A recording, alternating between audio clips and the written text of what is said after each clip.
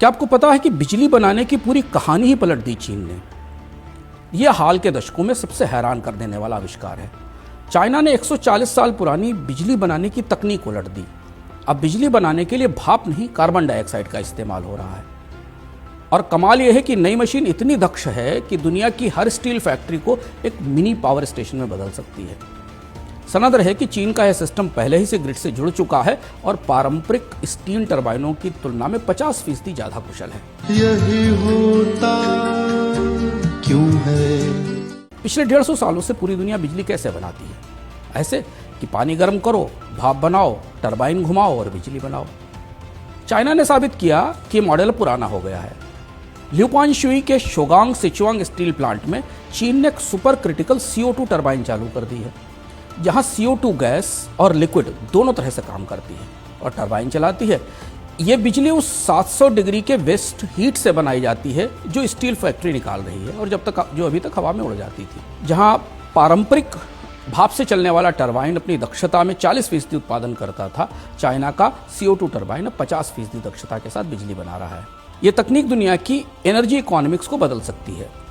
पारंपरिक thermal power को इससे सीधी चुनौती मिलेगी, क्योंकि CO2 टरबाइन को पानी नहीं चाहिए, मेंटेनेंस बेहद कम है। मशीनें स्टीम टरबाइन की तुलना में कॉम्पैक्ट हैं, साधारण है और छोटी हैं। लेकिन गेम चेंजर है इसकी waste heat recovery. Steel, cement, refinery, हर सेक्टर में हजारों डिग्री गर्मी बर्बाद होती है। चाइना इस हीट को बिजली में बदलकर हर फैक्ट्री को प्रॉफिट जनरेटिंग पावर प्लांट में बदल रहा है। 15 मेगावाट का एक सिस्टम 3-4 साल में अपनी पूरी लागत निकाल देता है। यह हार्ड कैश हीट का रिसाइकलिंग बिजनेस है। दूसरी बात अब कि CO2 अब बोझ नहीं है, कमाई बन सकता है। कार्बन कैप्चर भी घाटे का सौदा है। कार्बन को कैच करो, अरबों खर्च करो, लेकिन अगर पकड़ा हुआ कार्बन ही यानी CO2 ही टरबाइनों का ईंधन बन जाए तो कार्बन कैप्चर अब प्रॉफिट मेकिंग बिजनेस बन रहा है। चीन ने इसका आविष्कार किया है। अब कैप्चर्ड CO2 से टरबाइन चलेगी, बिजली बनेगी, जिसे बेचा जाएगा और पैसा कमाया जाएगा।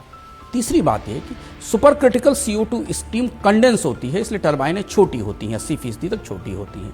मतलब जहाज़ों में, स्पेस क्राफ्ट में, भीड़ भरे शहरों में, छोटी इंडस्ट्री में जहां बड़ी स्टीम टरबाइन नहीं लग सकती, वहां इन्हें आसानी से लगाया जा सकता है। तो फिलहाल इस नई बिजली का विजेता कौन है? शोगांग स्टील और चीन की वे कंपनियां जिनके लिए वेस्ट हीट अब एसेट यानी संपत्ति बन गया है, और कार्बन कैप्चर कंपनियां जो घाटे से मुनाफे की तरफ बढ़ेंगी। अगली पीढ़ी के न्यूक रिएक्टर्स और स्पेस क्राफ्ट में भी यही तकनीक जाएगी, यानी 140 साल पुरानी स्टीम पावर टेक एक ही दशक में ऑब्सोलीट हो जाएगी। यही होता क्यों है?